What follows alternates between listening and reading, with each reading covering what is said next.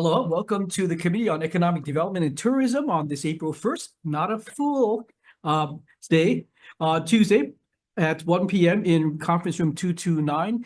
This hearing is being streamed live on YouTube. If there's any kind of technical disruption, we will post public notice as to when we are going to reconvene.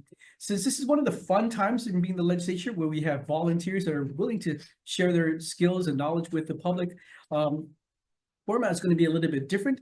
What I'm going to do is going to read off as each GM nominee comes up, read who the supporters are, and then have the nominee come up and ask the nominee to share a little bit about their background.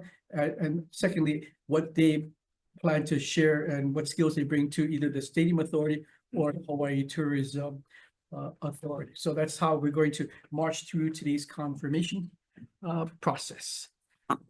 First on our GM's list is GM 510. This is for confirmation to the Board of Directors of the Hawaii Tourism Authority, gubernatorial nominee Todd Apo. And for testifiers, we have Caroline Anderson from HTA.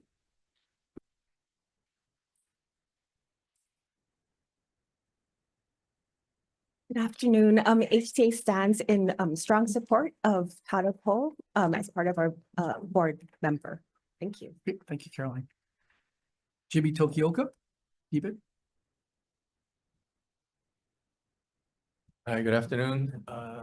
Jimmy Tokioka Debed, and standing in strong support of Todd. Just real briefly, since he's been on the board, he's exhibited the skills of a good leader, of a great leader, actually. Trying to find the balance with the difficult issues that we deal with.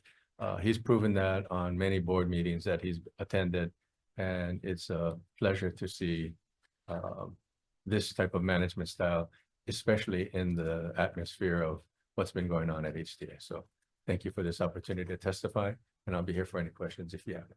Great. Thank you, Jim. Evan Owe from NIOP has submitted testimony in support. Keikoa McClellan might be joining us via Zoom. IT? Not present on Zoom. Okay. Members, he submitted testimony in support. Jacob Aki in support. Micah Connie in support. Stephanie Donahoe in support. Jeff Wagner in support. Matthew Karras in support. Mufi Hanneman in support. Scott Higashi. Randall John Francisco, John Kittinger, Ann Botticelli, Charmaine Doran, all in support. In addition, we have Sam Moku, Jeremy Shorenstein, Sterling Higa, Stephen Tevis, Stephanie Iona, Nikki Medwitz, Denise Yamaguchi, Cynthia Ramirez, A.J. Haligao, and Calvin Mann, all individuals in support. Is there anyone else wishing to testify in for GM 510? If not, Mr. Apo, if we could have you come forward, perhaps share with us a little bit about your background and what you would like to do if confirmed for the Hawaii Tourism Authority Board. Thank you, Aloha Vice Chair, committee members. Happy to be in front of you. So Todd Apo, from a background standpoint, at least from a professional career standpoint, attorney by trade, and bring in some of those skills of just having the legal eye on things as I've gone through things, but have then since left the legal practice and been involved in the visitor industry, both from a development standpoint, out in Kolina and West Oahu, with hotel operations, being a part of Aulani Disney Resort as they opened up. And, as a team, we hired 1,200 new employees that got to see sort of the true impact and economic impact that the new resort can bring. Have since then also involved in development in Kaka'ako with Ward Village. I've been with Hawaii Community Foundation for 3.5 years, and now running a nonprofit on the Big Island that's connected with Hawaii Community Foundation of lands that were donated to the foundation, and we're working on climate and resilience work. And so bringing that experience into here, I've been able to see both what needs to happen from a development side. As you know, I've spent 6 years on the city council as well. Didn't mean to skip over that as I was going through the list. But that background obviously helps me navigate, I think, through not just HT as an organization, its connectivity with the state and the legislature and the governor's office, but also in working with a board that you have to be a part of. We used to say on the council, and you all experience this, you don't get to choose who sits next to you, but you really got to work hard to make who you're sitting with work for the reason that we're here. And so I bring that into HTA. The last thing I say is having been able to be employed by two publicly traded companies and because of the Hawaii projects, being able to be connected with their leadership all the way up to the corporate CEOs and seeing how corporate structure can work, how their boards work relative to the projects that come under them. I hope to bring some of that perspective and knowledge into what we do at HTA, realizing that I think we need to define what HTA is and what our role is and how we work with our contractors. We all understand that the bulk of our funds get put out through contracts to get the work done, but HTA needs to play the role of being on top of those contracts and contractors. As I look at the split that happened in regards to destination management and the branding marketing, that's at its infancy stage. We as a board need, and as an organization, need to help guide how that relationship between those two main contractors mature. I think that's very important for the future of the visitor industry. And so, again, looking at those, recognizing that it hasn't been a smooth road in the past, that we need to get it to be a smooth road. I appreciate the chance to step in and be a part of the board. Very much appreciative that the board decided and allows me to sit as chair right now and help lead through this time of transition as we go through it. And I hope that my background can help bring some stability and smooth roadness to that as a collective board. I'll stop there. So thank you. Thank you, Mr. Alvo. Members, questions? Senator Fukunaga? When we had a chance to meet earlier, you talked a little bit about your experience in working for two publicly traded companies. And I think that was really kind of very illuminating in terms of how you see some of the experiences there, as contrasted with a lot of what HTA and the state of Hawaii has done with respect to marketing. Can you elaborate a little bit on, how you see some of what you learned through those experiences, giving us perhaps a wider breadth of experience that we can capitalize on? Certainly. And probably the example that jumps to mind is having been able to work with Disney on the Aulani Resort. I was more on the corporate side and got to work with the marketing and branding team. To me, I think most of us agree, Disney's probably one of the best companies at branding.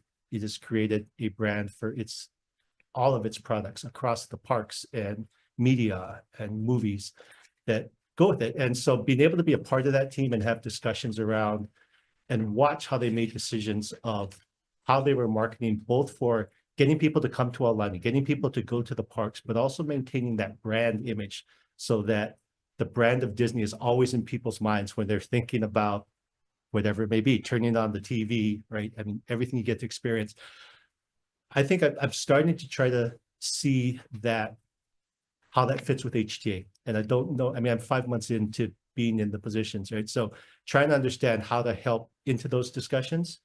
But I think that background is a firm example of how I've seen a company who I think is one of the top companies for doing branding and marketing, and try to bring some of those ideas into what we do at HTA. Again, working with our contractors in order to do that. And that's why, when you take the destination management side, it's, for me in that example, it's like taking the parks. Mm-hmm. It's one piece of what we do, but it needs to fit within an overall marketing and branding.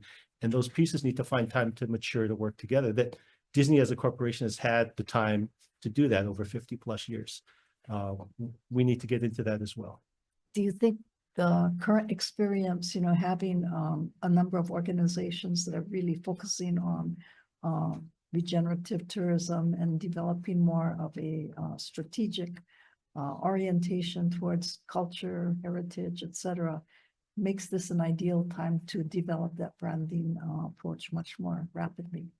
Oh, absolutely. I'll pull on my experience with Hawaii Community Foundation on this, is figuring out how to engage community and get community voice involved in the process of making decisions. And that's a distinction that I've seen, is community is not going to make the decision. Community needs to be involved and engaged, and the voices of the community, the spectrum of voices in the community, need to be taken in here by HTA, and decisions need to be made based on those voices. And so with everything going on within our communities these days, everything from pre-pandemic through pandemic into today, and the continued, I'll call it, disruptions that we see, whether it's wildfire, whether it's what's happening with the federal government, all that needs to be factored in. It's a great time to engage those community voices and really figure out how destination management, how community, how culture gets ingrained and benefits from this industry that leads our state. Well, it sounds like a daunting task, but certainly, you know, you have a pretty broad spectrum of organizations that we now have at the table. So I think is going to be a positive opportunity to really build on what we have so far. Agreed. And we need to be positioned and lead, taking advantage of that. Thank you. Senator McHugh. Sure, why not? So Todd, I mean, I recall going back when I was on the city council and you were representing Colina. Certainly watch your path through the city council up until now. And the director of DBED mentioned how you've been able in the short time that you've been sitting on HTA, you were able to deal with difficult issues. Can you share with us what those difficult issues are? I mean, one, to be honest, has been board dynamics. And pulling on experience, I'll pull on my basketball refereeing experience. I mean, and it's funny, but somewhat funny, but I take a lot of the things I do on the court and bring it into my professional career. And the example is, you're dealing with a lot of different opinions. You're dealing with the different personalities. You've got to take that in, make a decision that you realize some people aren't going to be happy with, but you also need to be able to get to that decision and communicate that decision in a way that even those that disagree can say, okay, let's move on with this. And I think that's one of the difficult things that, as I've sat on, I think 5 board meetings now to do, and I've tried to listen first to make sure I could understand the different perspectives, whether they're coming from different board members, staff, our contractors that are presenting to us, and try to analyze and get to a point that I think is the right direction, but one that we can agree on as a board. And it's not been easy, right? I mean, because it's not just the subject matter, but it's the perspectives and the personalities behind that. And so I think How about the that's conflicts? I mean, you know, as a referee, you can blow the whistle and, I mean, you know, there's no challenge the call Right. by having a replay. Yeah. So, you know, the referee's the final word, but in HTA, you know, that's not true because you said It's a you board gotta take decision. into consideration, and yet in that instance, it's still, you know, there's a lot of conflicts. And part of that is the composition of the board and the members that we confirm come to the board with conflicts. I mean, you can't get around that, right? And that's why, you know, when I first came in the Senate and chaired the tourism committee, we tried to balance the board with not just industry people, but people, you know, in the community, so we could have a balanced voice. But the industry tends to have a stronger voice. And I'm not saying that's good or bad, but there tends to be conflicts. And so how do you guys deal with that? And I'll separate, and this is a bit of wordsmithing, right? But conflict from a disagreement as to how to move forward. Some of the conflict is based on background and personality versus really, I think, substantive work and disagreeing on how to move forward. And I think I've seen us face both of those as I've sat in board meetings over the last 5 months. There's never a perfect answer. We're not going to solve it. Having a difference of opinion on how to move forward is valuable to the discussion. Having conflict, whether between individuals, between personalities, whatever it may be, Well, how about conflicts between the jobs that the board members hold, but they come to HTA supposedly to represent the state and the industry as a whole, and yet there are conflicts of the job, the companies that they work for, or the industry they work for, then, you know, they tend to take that position and not the general position, which is what we try to get to when we confirm you folks that, you know, you got to take your hat off. And if you're not able to do that, and we see that going on right now, and I've seen it over the years, different different appointees get on the board and start to use the board and decisions to further the best interests of who they represent outside of the HTA. And I think that conflict will always exist. And part of it is because we need those voices, right, of where these, Yeah, wherever the individuals voices, come but from. the voting as far as, Right. yeah. the But that's interests. by having 12 of us and the job that you all have done and the governor has done to make sure there's balance across that is what's important. I mean, one of the hardest conflicts I'll say is my director here. He has two hats that are very difficult sometimes to separate. I think he has done a great job of doing that. But it's a necessary part of what HTA is, given that it's now a part of DBED. I don't think HTA could do as well on a going forward basis, on a regular basis, if we didn't have that input from DBED. And so, but it's a very tough internal conflict for himself to not only talk about it, and I think he does a good job of saying, hey, I'm saying this because as director, here's what the governor's instructions are. I'm saying this something differently because I'm on HT and I think this is for the betterment of brand marketing. We all do that to different levels. Obviously, those in the industry have a higher responsibility to recognize that they wear multiple hats, make sure they need to voice pieces from their work, I'll call it their work hat, because that's important to the discussion, but do their best to separate that a bit and put on their board member hat, where we owe the fiduciary duty sitting as board members to vote and make those decisions. What about the board members and their interaction, or shall I say control over the staff of HTA? So I'll throw on my lawyer hat side of this from a governance standpoint, and having served on a number of nonprofit boards, I'm a very strong believer in that line of separation between board and staff. And the board's job is to, one, select and have and hire the CEO. And all of the board's work should really be through that CEO as opposed to through staff. Now, again, just so we all have it, it's another tough distinction I think director has, because all of HTA staff is technically under his department. And so he has a different set of responsibilities, and he needs to make sure he recognizes the hats when he's talking to staff. But I think what's made that tough probably over the last 18 months is the fact that there has not been a permanent CEO in the seat. And I think when that happens, the board needs to step in and do some work with staff because of that.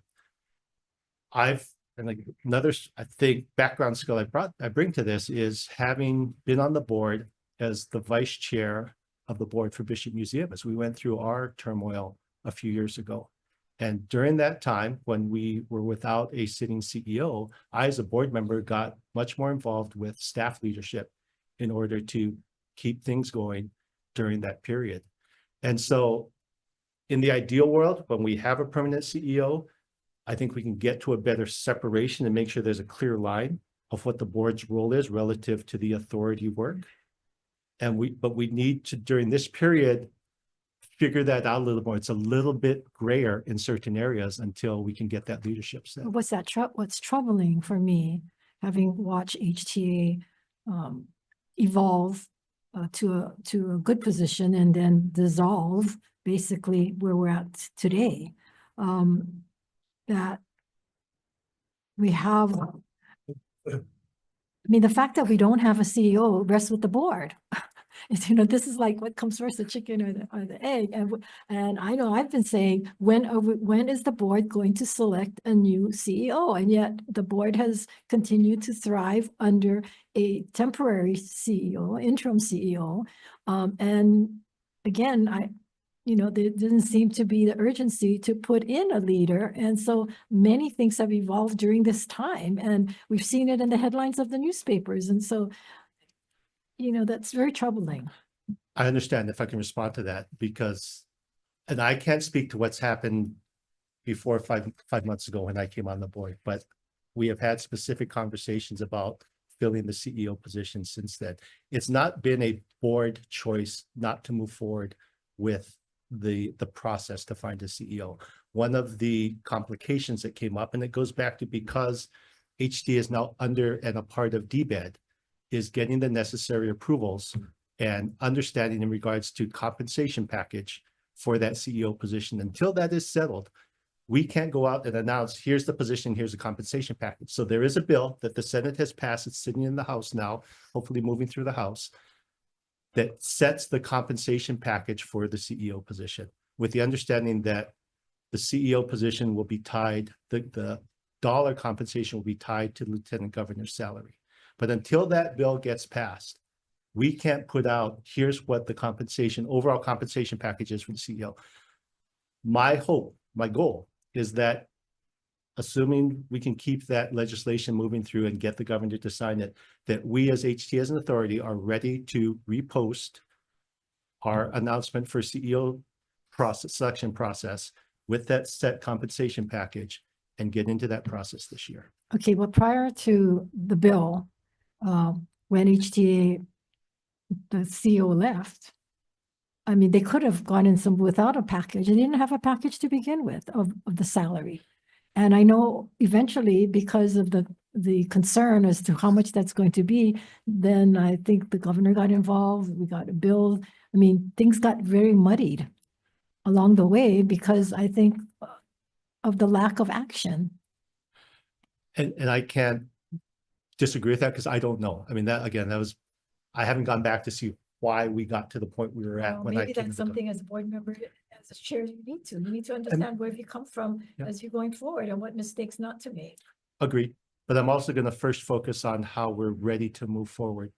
But to your point, we need to make sure we don't make the same mistakes. I appreciate that the governor has been communicative with us so that we understand what the parameters are in order for us as a board and the authority to move forward. Because as you know, legislation can change from year to year, right? Understood. Thank you. Any further questions? Senator Dawa? Yeah, much lighter. Saying I'm heavy. Always. I like it. Last time I voted no to one of the nominees, Jimmy came in and we talked about Hawaiian sense of place versus Hawaii sense of place. It was in one of those bills in regards to the convention center and what it has to embody. I want to hear from you, Kamehameha Schools grad. Do you agree with changing that? And it's no longer there. The bill has evolved since, but that really stuck with me. Anytime we take Hawaiian out of something, I want to hear your thoughts of the branding. I'd obviously love and have a priority towards a Hawaiian sense of place in everything we do. I recognize, though, that we are, and this is a debate I've had internally with some of the staff and some of our legislative pig as we've worked through this. We're the Hawaii Convention Center. And if it says Hawaii, that doesn't mean that we cannot be focused on Hawaiian elements that need to be there. It doesn't prohibit us, right? It's a broader definition that we could fit within. And so if that had changed to say Hawaii sense of place, then I think what our job would be from the authority, from the board to the staff, is to define how we are going to implement that to ensure that the Hawaiian sense of place remains prioritized and evident and existent to everyone who comes in. But also we would then have the flexibility to recognize the other cultures and the other parts of our community in Hawaii that make up who we are for convention comers, visitors that come to the convention center. So I did not see that change as being fatal, but I recognize that if that change was made, we would have a greater responsibility to ensure that what I think why the original language is there with a Hawaiian sense of place is properly kept in what we did at the convention center. Okay, I appreciate you prioritizing it, but it obviously would matter who's there, right? Yes. And so that would be my concern. So I wanted to see the mentality when it comes to branding, especially when you were talking about that earlier. One of the examples that were given was that cultural protocol was done in Chinese and it sounded good. Your take on that? As I mean, there was one of the examples that was given to me about we have to be inclusive of all cultures was that the traditional Hawaiian protocol in Hawaiian was switched one day. I don't know when it was, but to giving protocol in Chinese. And my take on that, which I told the director was, hey, this is our homeland. we can go to China if we want to hear protocol in China and Japan and all of that. There is a difference of opinion. I want to hear your opinion. So on that, I would say, I would be against, if it said Hawaii and we're in this discussion about how we deal with that language, I would be against replacing Hawaiian protocol with any other cultural protocol. I Okay. think we all recognize that, I'll say it, Hawaii and Hawaiian comes first. And it's in statute in regards to it being an official language. I mean, there's a number of places where that's the case. If we had Hawaiian protocol, but also added to that some other cultural aspect at various times to celebrate other cultures, I'd be okay with that. So again, it's not to the exclusion of others, but I would not want us to lose the prioritization of Hawaiian. But I agree with your point. It depends on who's there, right? And we sit at a unique time where our two main contractors are led by Native Hawaiians. And right now, the chair of the board is a Native Hawaiian. We need to figure out how we make sure we institutionalize that, and whether, to the point, legislation can change year to year to make sure that is taken care of if we aren't seeing the results as organizations and leadership change. Thanks, appreciate it. Any further questions? I have a couple, Todd. First of all, congratulations on your nomination and last week being elected chair of the HTA board. You inherit an agency that I have to say is troubled, both on the board side as well as on the staff side. And to Senator Awa's questions, I mean, I think we all can appreciate the value of Kuleana and Malama and the campaigns there, but how does HTA measure the success of all of your programs and campaigns? How do you really gauge that the Malama is getting across to the visitor, that Kuleana is being absorbed by the visitor? How are you going to measure success? And I'll tell you, it's difficult. And I go back to having done some marketing and branding work with everyone from Disney through Ward Village and sales and the cultural image that Ward was trying to set. It's not the type of KPIs that you can do when you're doing just straightforward marketing of, you know, getting heads in beds, getting sales done, getting people to visit the park or the hotel. So to me, there's no exact science around how do you measure the success of what I'll call the branding side, right? Getting Malama into people's minds. It's a place where we need to, one, use technology. And I thank you for coming down to the second half of our meeting last week, but to talk about, as we're going through this transition of the ag form that we fill out on the planes and the add-on, looking forward to add on the questionnaire side of that. How are we asking the right questions in order to gauge that? Because I think the next step, if we can get that form electronic on the planes, and we talk about, right, because they're captured audience when they're on the plane. Well, they're also a captured audience when they're leaving. Right? So we need to be doing that inquiry, that polling with them as they're leaving. I think those are the types of places, I think, with how technology works, the ability to fence messaging, the ability to identify, not by an individual person, but generally where people are moving around our islands, is all data that we need to put together to understand. I think that's how we can find the measurements to understand, are they getting to the point that these are places you're not supposed to go? Right, from a Malama caring about our island, from the Kuleana of the responsibility of a visitor. That data will help us understand that. We're not, obviously, we don't have any of that yet, but it's some of the things I'd like to start us talking about in order to get to measurements, exactly what you said, because right now, at least I don't know that we are able to measure that, aside from probably more anecdotal type of information that we may get. And the staff and the data may tell me, I just don't know it yet, and it's there, but I'm just not aware of it. Yeah, no, it's an interesting idea to do exit surveys rather than them coming here. I like that idea.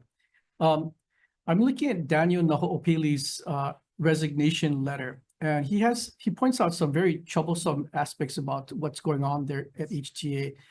And he says here, quote, "It is deeply troubling that instead of empowering HTA's leadership to drive meaningful change, political maneuvering and external influences have created an environment of uncertainty, hesitation, and at times outright hostility."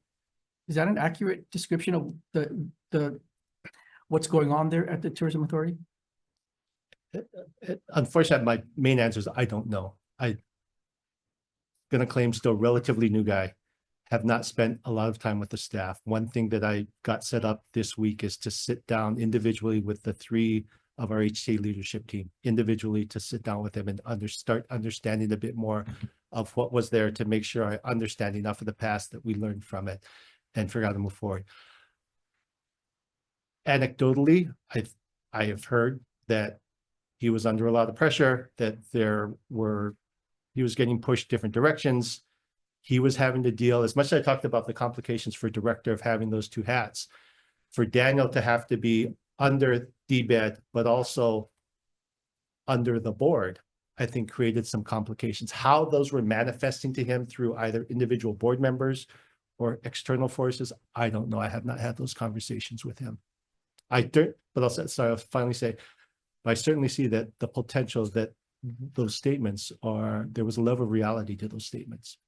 Yeah, even before Daniel took on the role of acting CEO, I mean, there was I recall a year ago, there was a governance report that was pretty scathing to just the staff's interaction with the executive team there. And if I recall correctly, they used examples of cruel and inhumane as how they described the work environment. I mean, cruel and inhumane, those are words you would think about in a sweatshop in Bangladesh, not in the tourism marketing arm for the state of Hawaii. How, if confirmed and to the board, are you going to address the troublesome issues that are going on between, I guess, the line staff and then their executives that oversee their performance? So one, yes, I've looked through the governance report. It's long, and so I can't tell you that I've gotten deep into all that. I believe the terms you used were by an individual as opposed to a summary of what anyone believed was the situation at the authority. That said, how are we going to deal with that? I think one is identifying the new leader and one's going to be in an interim period until we get a new CEO selected, and then two into the CEO. The CEO, whether interim or permanent, needs to drive the culture of the organization. But it also goes to the governance side that the board needs to work through the CEO, through that leader, and not be involved in that staff level. I don't know enough about those dynamics between leadership team and staff. And was that because of leaders who are no longer there, leaders who are still there? My first step is, from a board chair standpoint, is to sit down with leadership and understand that first. I am also going to the staff meeting this week to address the staff and let them know that, again, while I'm not going to get involved in their work, as a board chair side, I'm open to hearing from them. And if I've got to just see how that evolves. I understand that there has been an issue and probably still is an issue. I will do my best to assure them from a board standpoint how at least I'm looking at moving forward, because I haven't had the time to go through sort of the brainstorming thoughts I've had about HTA from a board side over the weekend with the entire board. But I understand that those are there from the governance report, and we need to make sure we as board and leadership are addressing those. Members, any further questions? Follow on. Senator Kim. So if in fact you end up with a weak leader, or you have a weak interim leader, how do you deal with that? I mean, because again, you don't want to micromanage, but at the same time, if you see there's a vacuum there, which there was obviously, then what do you do? I mean, how do you deal with that? Yeah, I think so. First, you hope you don't get into that situation by the board making the right selection. But to the extent you see, whether it's a weak leader or gaps in whoever is sitting in that position at any time, that's the board, and to me, the board chair's job. And as I mentioned, when we went through the Bishop Museum situation and our CEO was put on administrative leave, our board chair was traveling. And so I, as first vice chair, was the one who spent a lot of time with who became the sort of the leadership team that was, because we didn't put in an interim CEO. So I've seen that model, and I think it worked.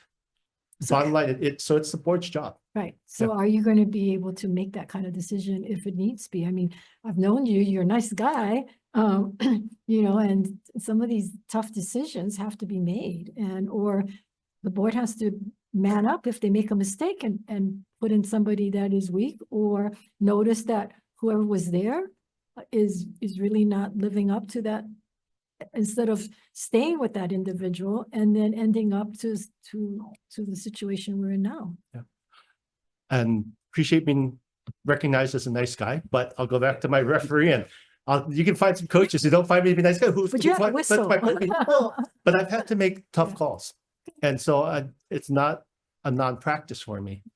And so whether it was the decision, and I was the one that had to have the discussion with our museum CEO that we were putting her on administrative leave. Not easy, willing to do it. Good. I just want to make sure. Certainly. You know Appreciate, what no, you're in for. appreciate the question in this, and for this setting. Yes. Any further questions? Thank you, Mr. Hoppo. Thank you. We'll move on to GM 602. This is submitted for consideration to the Board of Directors of the Hawaii Tourism Authority gubernatorial nominee Hawaii Fund. On his fan list, we have Caroline Anderson.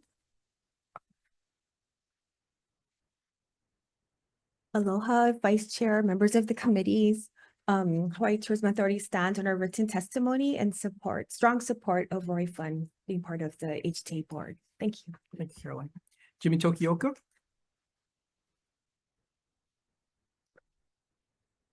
Thank you, members. Once again, Jimmy Tokioka, Tibet, standing in strong support of our testimony, and Member Fund has been on there for a little longer than Member Apo. And I've enjoyed the time that we've worked together. But I think now the direction with the newly elected chair is going to be a pivotal time, and I think he will be in the right place at the right time to help move the organization forward. Thank you. Thank you, Jimmy. Antoinette Davis from the Activities Attractions Association might be joining us via Zoom. She's not present on Zoom. Okay, thank you. And we have a number of individuals all in support. Ron Williams, Tatiana von Olenhoffen, Joshua Uehara, Mufi Hanneman, Alfred Grace, Randall John Francisco, Stephanie Iona, Robert Harrison, Vance Rowley, Don Takaki, Jerry Agrusa, Robert Fujioka, Freda Takaki. Is there anyone else wishing to testify on this nominee? If not, Mr. Fund, if you could step forward, perhaps share a little bit about your background and why you would like to serve on the HTA board. Thank you, Vice Chair Wakai, members of the committee. My basic background is I've been involved in the tour, transportation, entertainment business now for about 40 years, primarily with Roberts Hawai'i. I'm the current president, CEO of Roberts Hawai'i, and a board member. The company now is 100% employee owned, so it's an ESOP company. We have about 1,500 active employees with about 3,000 plus overall ESOP members. And our reach is statewide, so we cover all of the various communities within the state. And that's why, to me, my ability really stems from a lot of my work experience and the fact that we do have employee owners spread throughout the state. And it's very important, at least for me, to make sure that they all can appreciate the company, the business we're involved in, and especially on the tourism side, be proud of the jobs that they have within the industry. So I can just stop there and I'll be open for questions. Okay, members, any questions for Mr. Fund? No? Oh, you want to go ahead? I can go ahead. No, go ahead. Aloha, Mr. Fun. You heard our questions to Todd Uphold. And so having served on HTA prior to Todd getting on the board, I mean, did you notice there were some issues going on with HTA and the leadership and so forth, and the conflicts that were going on? Well, I think from a standpoint of like my experience with boards has been more of, board members being on an oversight and not so much involved in maybe the details of the operations or the management. And the way the board is set up, there's the overall board, and we do have different committees on the board that does administrative audit committee, a branding committee, a Ho'oku'ua committee, which does more the destination side, and then a budget committee. So these committees do, break out and meet more on a detailed level and bring recommendations back to the full board. So there is a greater aspect of, more direct involvement within the actual, operations of the organization. So on one level, there's that much more, I would say, detailed involvement in some of the basic operations of the entity. And then on the overall, there is, again, I think as Todd Apo pointed out, there are a variety of different, I would say, backgrounds and responsibilities of the various board members. It's a 12-member board, and then within those 12 individuals, everybody has the different backgrounds, the different thoughts. So there is some inherent, I would say, conflicts or disagreements. But my approach would be, understanding that and working through the various differences and trying to come out with consensus opinions. Well, you heard what the chair just read regarding Daniel's statement on some of the issues, not necessarily just the conflicts among board members, but just the overall tenor of the whole HTA and what's been going on. And so, what I'm trying to get at is whether or not board members kind of just look the other way, or are you going to be a board member that's going to speak out and say, you know what, this is not correct, or this is not right, or we need to do something about some of these issues and conflicts that are going on with the staff? Or, I mean, are you going to be that kind of board member, or you're just going to go along and not say anything? Yeah, I think I agree with Todd Apo's response. I think it first starts with getting a good CEO president in place. So But the fact that you don't have one now, I mean, you cannot just sit and not do nothing, just wait until you get a good CEO. So having sat on the board since what, July of last year. Just going to wait, and might have to wait another 6 months before you get a CEO. And so in the meantime. Yeah, well, the one thing I do actually, and I want to appreciate with Todd's involvement on the board, is exactly what the director said earlier, is that, he's able to come in there and help work solutions within the board, try to like bridge the differences. So definitely, I mean, as a board member, I appreciate that, the fact that, he is working toward that. And so from a chair standpoint, I think he's a very good choice for that position. And if he needs help, and, I'm willing to help with Todd and whatever he wants to do. If Todd becomes the problem. I mean, this is hypothetical. I know Todd. I mean, what if he becomes the problem? Then what do you do? Well, then you could try to like work with him and like resolve the problem. But I would hope, again, he's a very, like straightforward, reasonable, and a person who we can work with. I've enjoyed actually the time that I've been spending sitting next to him and, discussing things and working things out. I guess I've seen so many boards where the members just kind of go along. They don't challenge the administration. They don't challenge the board leadership, even though the leadership on boards, and I'm not saying that this new leadership is, as I say, but I've seen so many of that. And it's frustrating because we confirm you as an individual. We don't confirm you as a group.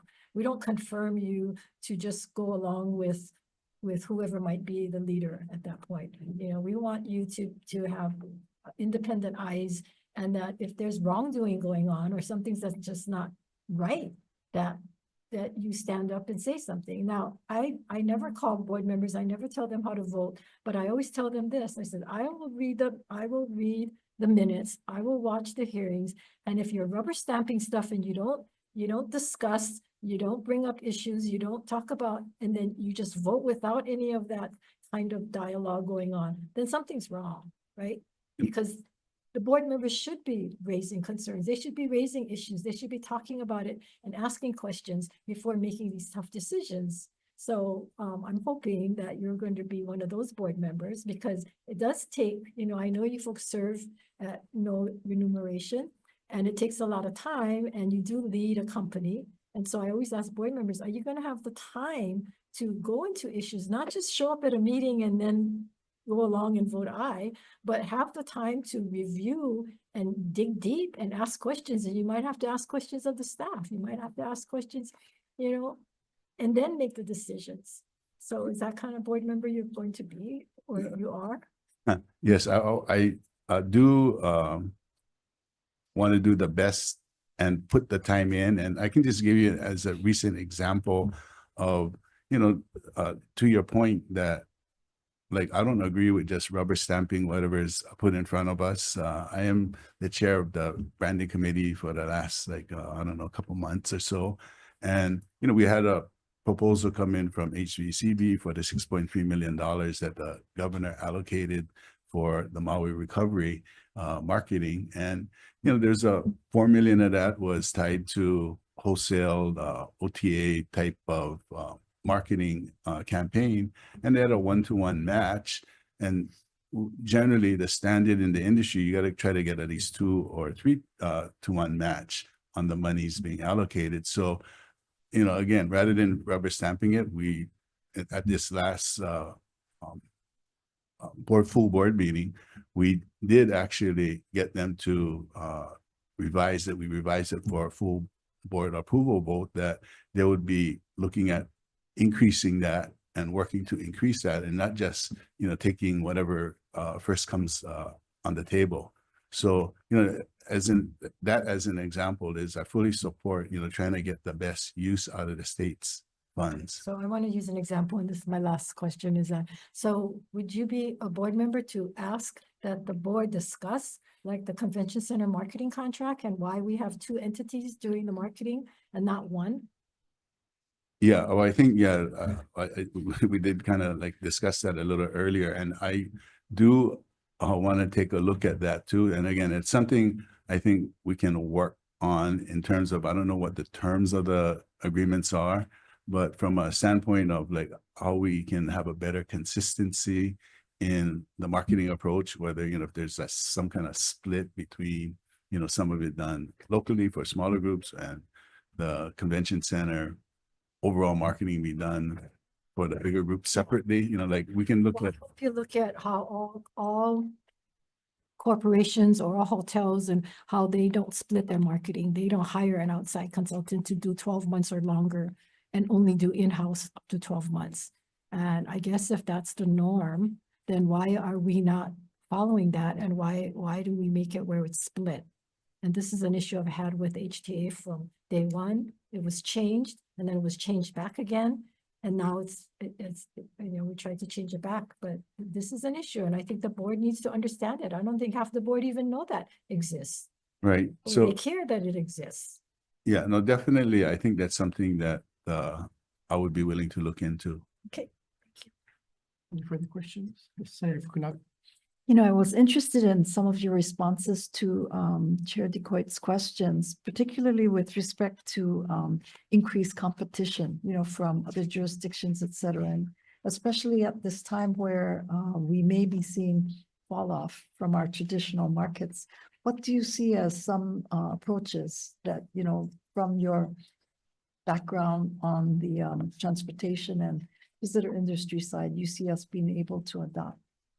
Yeah, so I think when you look at the competition that we're facing now, like as Hawaii becomes a more premium, higher priced destination, we need to continue that brand marketing. I think that's very important. Just on network TV, like recently I've seen brand marketing by both California and Los Angeles. You know, they've got two separate, like, you know, like different types of brand marketing, you know, really pointing out that California and Los Angeles, they're great places to visit. You got all of these different activities to do. So, you know, there's like just within our major California market, they're like advertising their marketing and their brand name. So I think number one is Hawaii needs to continue that marketing. And, you know, the general marketing campaign is the people, the place, the Hawaiian Islands.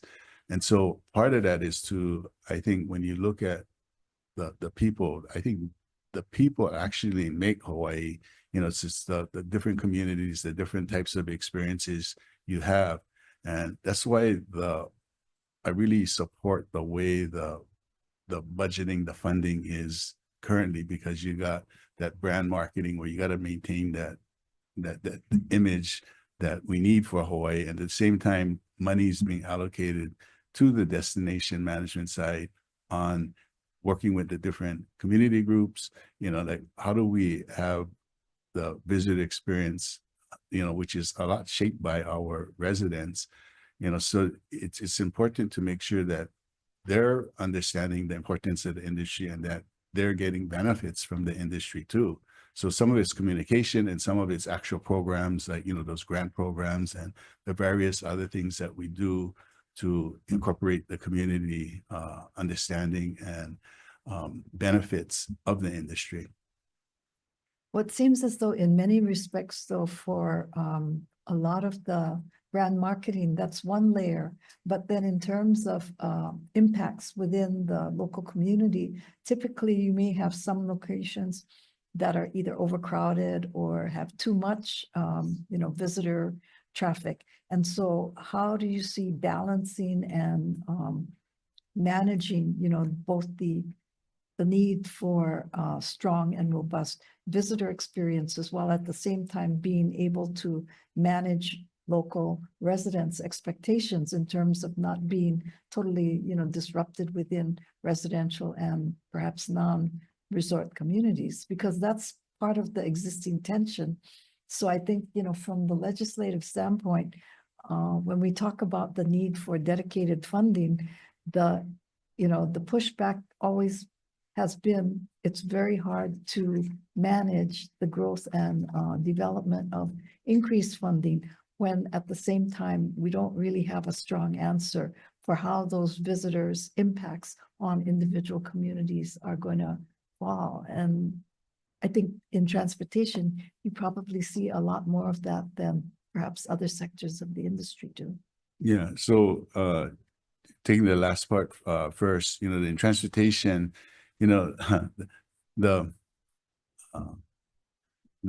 thing that doesn't make too much sense to me is that a lot of like, I would say, you know, better sites, like, or, you know, attractive areas, they want to ban commercial transportation, you know, so then what ends up happening is when you ban the commercial transportation, then you end up with more vehicles, more traffic, more everything on the road.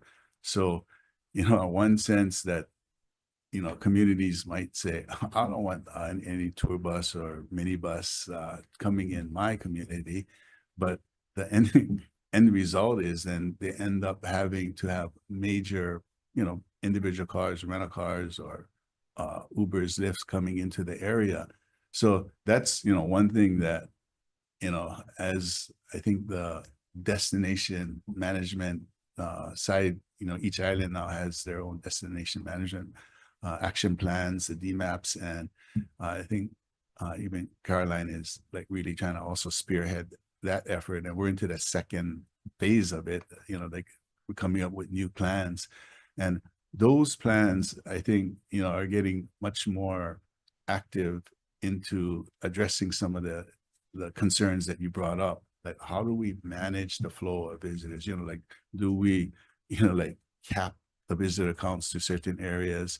Do we have some kind of fee structure system? And, you know, again, the money then has to go back into supporting that attraction, activity, or whatever it is, so that the residents and the visitors both can enjoy an enhanced experience. So there's definitely a lot of work that needs to be done. And I think no matter what, it'll never end. It's something that's going to be constantly worked on and improved over the years. Well, it seems as though, on one hand, if we are really gearing towards kind of a higher value type of resort or destination experience, at the same time, we have much more difficult challenges to deal with. You take examples like the farmers market at Kapiolani Community College, or on the windward side where you had so many of those beaches being overrun by commercial vehicles that part of the council response became an outright ban on commercial vehicles. So it seems as though, in one sense, while the DMAPs are an important part of it, it's almost as though the councils and the county governments in each jurisdiction also need to play a much more active role with HTA in trying to address and manage a lot of the both visitor expectations as well as neighborhood concerns. Because, it's whenever things become popular, then the demand usually becomes overwhelming, and then that kind of ruins the experience for everyone. Yeah, no, that's definitely a challenge, a long-term challenge that would have to be, like you're saying, worked on consistently with, from a state and a county level. The counties, they do get 3% of the TAT that's allocated to each of them too. And, how they spend that money too is like, always, like, to me, I don't really know where it goes or how it's spent. But, if the county somehow did allocate, some of that money back into, again, improving the visitor experience, I think that would be, and at the same time, it would benefit the residents of the communities. So, that I think is something that should be worked on as well. Okay, thank you. Sure. Any further questions? Mr. Fun, I have a lot of respect for you and Mr. Apo for being willing to jump into a fire there at HTA. I mean, things need fixing, and I think that both of you are good fixers.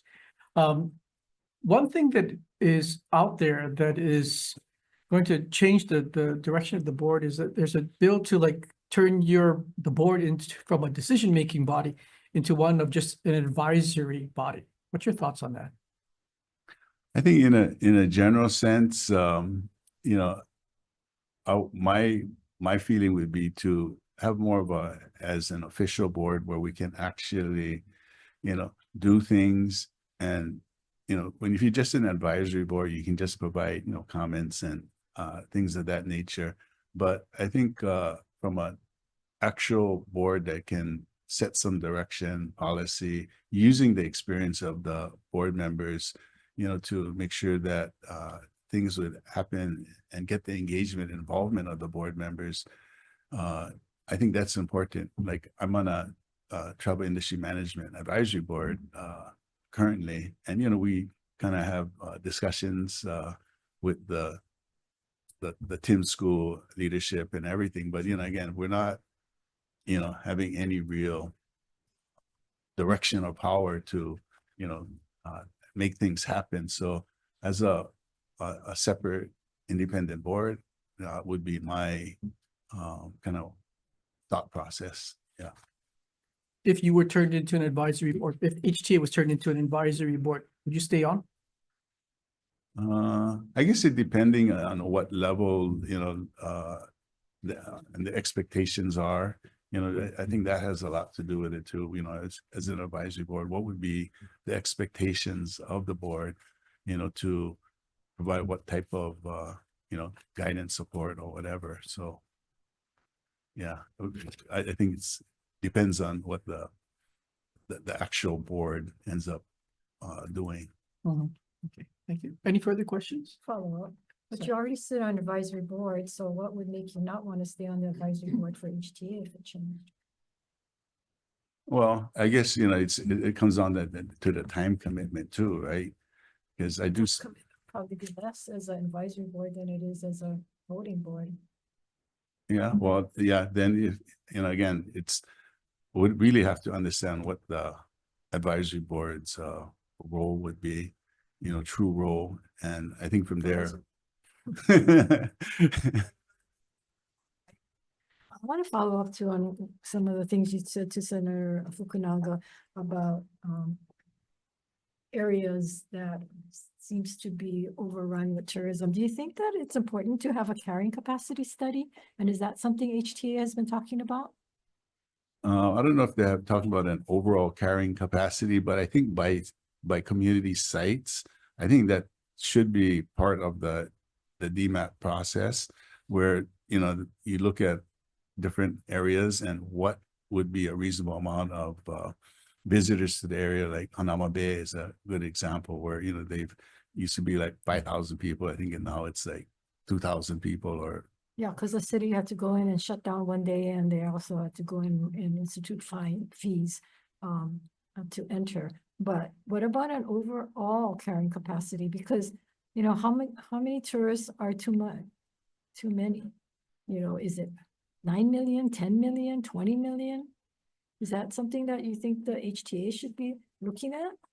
I think, yeah, from whether it's HTA or again, like a combination of the different islands, that should be something that's on the table in terms of looking at what the true amount that can be reasonably handled. And I think, you see that worldwide now at a lot of countries, and cities. They're looking at their carrying capacity, and there's like some pushback, from different areas where they're banning cruise ships or the total number of visitors that are allowed at any one point, to make sure that, I guess it's a combination of the residents and the visitor experience is, makes sense. Interesting enough, since I've been in the Senate since 2000, we've always talked about carrying capacity. We've had bills and resolutions calling for carrying capacity, and that's never come about. And here we are in 2025, 25 years.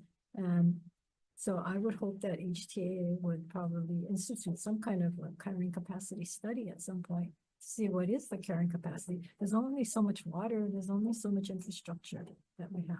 Right? And then finally, my other question is, if the state did not spend another dollar on marketing or branding, do you think tourists would not come? I think there still would be some level of visitors coming to the state, and I think the longer term issue would be is if we stop spending money on the marketing branding of Hawaii, then what would be expectations of visitors coming in? What would be expectations of how our hotels, airlines, other companies market Hawaii? So then there's no like centralized theme if we don't have an overall state branding. And I think that's really the key message is, what do we want out there to the world? And if we don't have it, then the type of advertising, the type of visitor coming in would be, like all over the place, or could be all over the place. Marketing, before we've had state dollars going into marketing, the islands were marketed, and you still have the Disneys, the Sheratons, the Hiltons, all of the major hotel chains marketing Hawaii. And so at that point, then it becomes, okay, so but what portion of the state money should then go into marketing? Because the more money we put into marketing, the less the private companies put into marketing. They cut their marketing dollars down because Hawaii's putting in money to marketing. If Hawaii didn't put in zero money, then would these entities up their marketing? Because they don't want their hotels to go empty. They don't want the airline seats to go empty as well. So I agree that it's a combination, but again, it's strategy and how we utilize those dollars in combination with the dollars that's already being spent, because people won't stop coming because the state didn't pay any money into marketing. In fact, I think the fact of their experience here says more to what they see on TV or what they see as marketing and advertising. If they don't have a good time here, if they don't like our environment, if they think that, you know, we're overrun with invasive species and all the other bad things that happen, they're not gonna come. I don't care how much money the state puts in for branding. They're not gonna come, right? And Right. so, you know, I always felt that there was an disproportionate amount of dollars spent on our sense of place, on our environment, than it is on marketing. And it's always been marketing. And I keep saying, if people come here and, you know, the trails aren't kept, if the bathrooms are bad, they're not going to come back. I don't care how much money we spend. Right. So that's kind of like the split, the way, you know, like one is that brand marketing for the overall, you know, like what we want to represent ourselves to the world. And then now the split with money going into the Kilohana side, which is covering all of these different experiences on island. So how do we make the experience for visitors and our residents better?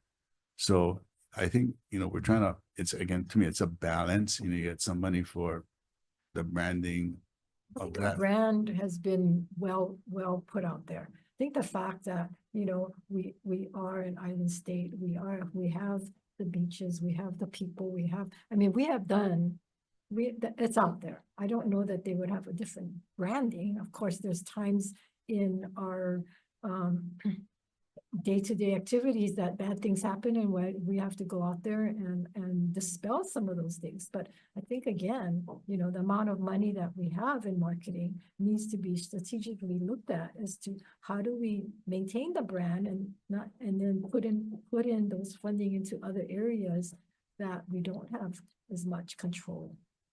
So Right. anyway, those are things that I hope HTA will talk about, discuss, and then determine the budget on how we move forward, because you folks have gone from dedicated funding, $80 million, $90 million dedicated funding to zero dedicated funding, to zero. So that's been, and I've warned over the years that might go away, and it has. So Yeah. Well, I guess we're hoping that our new board and, you know, some of the new things that we're doing, we can kind of regain some of that okay, but it's trust. individuals to incentivize and make sure that these things are being discussed, and that's part of your role. Right. Thank you for your willingness to serve. Thank you.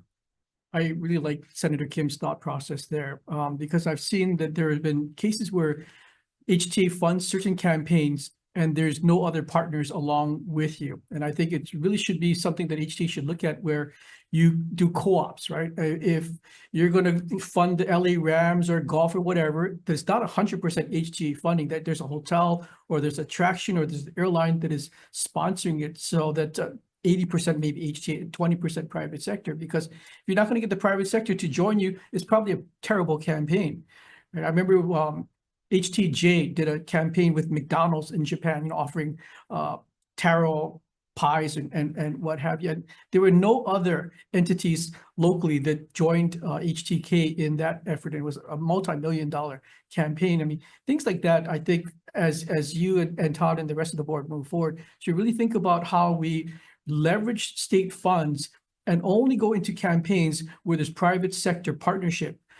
Because their absence, I think, speaks volumes to the fact that they don't think it's a good investment. So why in the world is a state putting an investment in whatever that campaign might be? So not a question, just a thought, but in follow-up to Senator Kim's line of questioning. Yeah, 100% agree with that. You know, we should maximize the use of our state funds. Thank you. Any further questions? Thank you, Mr. Fund. Thank you. We're going to move on to our last GM of the day, GM 601. This is for consideration and confirmation to the Stadium Authority gubernatorial nominee Walter Thones. On our testifiers list, we have Chris Sadayasu from the Stadium Authority. Good afternoon, Vice Chair and members of the committee. Chris Sadayasu, Interim Stadium Manager. We stand in strong support of Walter Tamus. Thank you. Tamus. Thank you. Jimmy Tokioka from DBED has submitted testimony in support. Stephen Tevis individual also in support. Brian Andrews also in support. Is there anyone else wishing to testify on this nominee? If not, Mr. Tamus, if you could please step forward.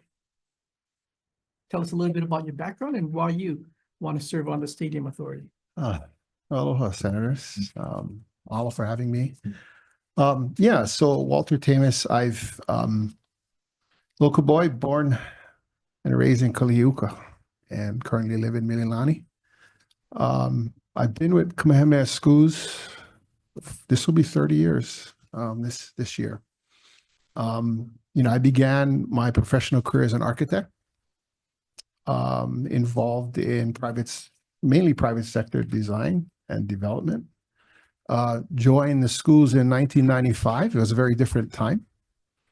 But it was exciting for me because the reason I went to Kamehameha is they were wanting to develop new campuses, and that actually was the thrust of my job for 10 years. Along the way, I learned a lot of different things. I got into commercial real estate, actually oversaw that for the last 11 years.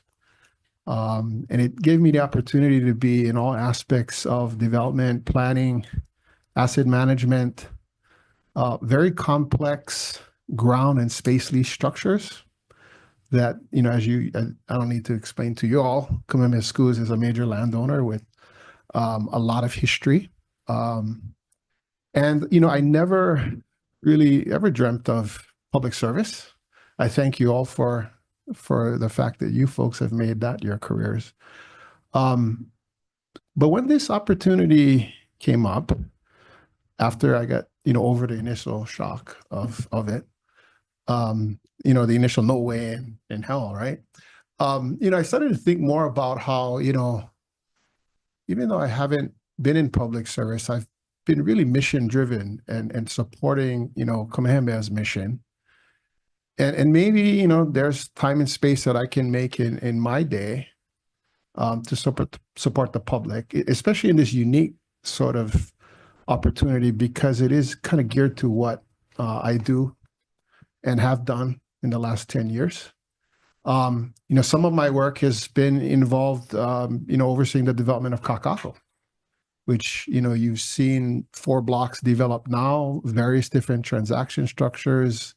Kamehameha still owns and manages interest there, but we've also had to reach deals with developers and negotiate deals with developers and kind of come up with win-win situations. And these are complex because everybody wants their thing, right? They want no risk and all reward, right? So just, my experience in that sort of area is, I think can be helpful. And so as I thought about it, I says, let me look into this and talk to folks and see how I can help. I've been a big fan of Aloha Stadium. I feel like long-time season ticket holder, went through the June Jones years and the years after. My family and I spent a lot of time there, and I just really feel like, as a community, we deserve to have a state-of-the-art, first-class type stadium that can showcase not just competitive events, but also other events of culture and arts. And Hawaii, we're a big boy city on the global stage. We should have these sort of opportunities. So, that's really the simplicity of it. I think I can help. I've been involved now for maybe 9 months. Government is new to me. I'll be quite honest. Sunshine laws were explained to me on the first day. I'm like, what is this? And it is an interesting transaction in that there's a part that DAGS plays, a big part, with the procurement that the authority is not really driving. And yet the authority is kind of the recipient of this and needs to transition from an organization that runs a stadium to really one that has become more, it's got to be more of a district driver for everything that happens, because the opportunity here isn't just to build a stadium. I think, you have TOD, you have mixed use, you have the stadium, and there's a lot of things that can happen here that would be very beneficial to the public. So I'll stop there, and happy to answer any questions. Members' questions? Oh, sorry. Your districts. Go ahead. Go ahead. Oh, no, your districts. Go. Go ahead. Kim. Good afternoon. Yes. Thank you for your willingness to serve. You've heard some of the exchange we had with the HTA board members. And while it's a different board, certainly some of the ways in which board members serve are similar in the sense that, you know, are you going to be one that just go along with the majority, or are you one that's going to speak up? And in the 9 months you've served, have you been a vocal member of the board? I think I have been. I mean, I think it's not always a sign of success when all of the battles happen in open court and open forum. I mean, I think a lot of the diplomacy and the discussion on matters that are serious happen outside of meetings too. And I know even before I joined, as I was having very early discussions with former manager Andrews, you know, I had a lot of questions and challenges around the current process. So I guess, you know, to answer your question, Senator, I will challenge it as most appropriate. And that will include if I feel the need to in an open board meeting. But a lot of times it's hashing things out with the participants in formal discussions in PIGS. I've come to learn the acronym, the permitted interaction groups that we get to be a part of, and I get to be a part of. And then hopefully, you know, you have enough kind of energy and consensus so that we're not battling each other so much in the meetings, which are really only once a month. So there's not a whole lot of time. Well, that's fair. Yeah. Do you find yourself working on some of these issues, not just during the once a month board meeting, but you spend time, you know, researching and learning about the history and why certain things were done? I in am the past? learning, yeah. And so I have offline discussions with our current state manager, Chris, as well as I sit in on the project team meetings, which also happen every month. Those are a little hard because there's a lot of people in them, but that's a good way for me to be updated on kind of what's happening across the many aspects of the project. So we said that, and I know you weren't on the board at the time, but as someone in the public, and you've been, you know, involved with Kamehameha schools, and of course they have a lot of athletics that go on there. Did it trouble you that the stadium closed down with no notice? No notice to the University of Hawaii, no notice. They just shut down. Yeah, That had to be was it a decision by the board, by the way? Do you know? I'm not aware of that decision. Who made it at the time? My understanding was a safety issue. Right.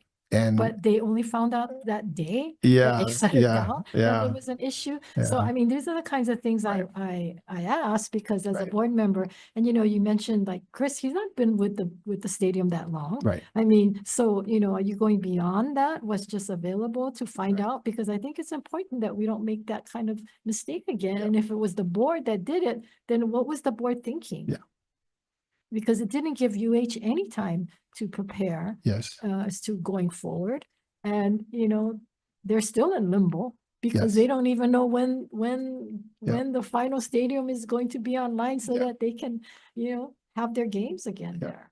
So, No, I do hear that, Senator, and clearly, if you're asking me if I think that was handled the right way, I would say absolutely not. And certainly, in my role on the board, I would want to ensure that there's a lot more communication and transparency. You know, we all been to that stadium, and that stadium has had issues for a long time. exactly. So it should not have been a surprise to Exactly. anyone. And so anyway, I mean, I guess I'll leave that there to know that, you know, I would try to ensure that it wouldn't have happened like that if I'm on the board. You know, I bring that up because, and I don't know what the answer is, but if in fact the board members had no knowledge, and they should have had knowledge, Yep. but they had no knowledge, that means somebody in the administration made that decision. Yep. And if that's the case, then if I was a board member at the time, I would have raised bloody hell. Yeah. But nobody said anything. Yeah. It was announced, it was done, it was a done deal. So I have to look at the board, and it might not have been their fault, but the fact that they didn't stand up to say anything to make it right or to set the record straight, because if that happened, that means this can't happen again, because you may have the same people involved in making that another decision in the future, similar. So, you know, and that concerns me. And so, you know, that's the reason why I try to ask board members and hold them accountable, so that when and if you guys come back before us again, these questions are going to be asked. Understood, Senator. Thank you. You know, the closure of the stadium really was the responsibility of lawmakers. We stopped funding repair and maintenance of the stadium back in 2017 time period because we had anticipation of building a new stadium. So the discussion back then was like, why put more money into securing and fortifying the stadium when we're going to have a new stadium? Well, government has its way of shooting itself in the foot. And that's why it came to 2020 when you had to close it, because we had deferred maintenance for well over 3 years. And because, as you mentioned, there was a safety issue, that's the reason. I do believe that the stadium board could have made that announcement earlier. I mean, that it was no fault of the stadium authority for having a kind of bust up stadium. But yeah, to Senator Kim's point, the timing of the announcement could have been much better, handled much better. But I want to make a correction. And I don't know if you were in the legislature, but we had put money into the budget, and the governors, subsequent governors had denied the request and did not spend the monies for the repairs of the stadium. So I just want. okay, I think it was both parties. We didn't appropriate, and sometimes the governor vetoed or didn't spend the money, but it was the stadium authority that inherited a stadium that was in disrepair. But yeah, the handling of the announcement could have been much better. Well, and certainly I think we can all agree, people shouldn't be surprised, especially your primary user, if that indeed was the case. I have a question for you about the pace of us moving towards a project agreement. Stanford Carr and his AHTP have missed numerous deadlines. How confident are you that come the big deadline, which is June 30th of this year, that we're actually going to have a contract signed? I would say, Senator, that I'm not close enough to the negotiations to be able to give you a definitive answer. But I am concerned. I understand you can have as much vision as you want. It can look as great as you want and you can sell it. But if it doesn't meet the financial minimums of a project like this, it's not going to go. So I'm not, I've heard Mr. Carr here at various meetings talking about the financial feasibility. That gives me great concern. And I think as a board, we need to start talking about what are our contingency plans. Not that we don't want to cheer for his success and help get him there, but we need to have a backup plan. And so that's definitely something that I know our team and Chris has been working on and bringing us along on. But I can't sit here with total confidence because I know it's a financial issue. If it were like permitting or some procedural matter that I think we could try to overcome or speed up, that'd be different. I think financially, I've been a part of projects that have really gone slow because of financial matters. I think we got to get Stanford and his team kind of to the table and really delving into that financial plan. And that's part of the procurement part of this. And I believe that will happen once the preliminary development agreement gets signed. Because it'll also allow the stadium authority to advance the funding it's committed to get them into due diligence and nailing this thing down. I'm told that should be happening soon. And I'd have a better answer for you then. Yeah. So you said you're not part of the negotiation, or not close enough to the negotiations, that some of these things concern you, the financials. So have you asked that you folks be briefed? Have you met with the powers to be behind closed doors to get this information, knowing that you're coming before us? You've heard Stanford Carr come before us, but didn't come before you as a stadium board? Is that Yeah, we're not permitted to be part of that negotiation, as I understand But it. you can ask for a official update, right? We do, we get updates on the process, but we're not given the actual financial models that he's created and that sort of thing. But can't you guys ask to do that behind closed doors? That's not, my understanding, we aren't allowed to Have do you that. asked? I did actually when I first came on board. And have you asked recently that you? I haven't asked maybe recently, Before us, and that you want to make sure you have an understanding of where it's at? I haven't asked recently. Okay, but see, those are the kinds of things that I think that the board needs to exert itself, if in Yeah. fact you think it's important. Because like you said, there should be a contingency plan. There is no contingency plan. June is just right around the corner. So what's gonna happen? Again, we're gonna hold you accountable. Mhm. Why didn't you guys do a contingency plan? Right? And then, Understood. you know, and you also mentioned that financing is a problem. Yes, and so if you only have $250 million, that's all that this body, the legislature, provided, then what do you do? Yeah. I mean, you know, is the developer going to spend his own $200 million? Yep. Would you, as a developer, would you do that? I wouldn't do that if, Okay. no, I wouldn't, I would need to look at the terms. I mean, if it depends on how the ground lease, the master ground lease is structured, how there's value across many aspects of this project that need to be looked at. You've seen gambling go down, you've seen a lot of the proposals that were made go down, and you have what you have right now. And so I just saying, as a board, you know, I would insist that we would do contingency plans. And I have to admit, I haven't looked at your board meetings, so I don't know if you folks have brought it up, but it seems as though you've not. Yeah, we So- haven't discussed it in the board meetings. So that's true. how does it get discussed? Yeah, that's a good question. I mean, maybe we do need to bring that up. Any further questions? If not, members, if it's okay with you, I'd like to just move into decision making. Yes, I do. Thank you. And since we're a little bit pressed on time, if you're okay, I wouldn't mind, if you don't mind, can we just sweep all three of them at once in one vote?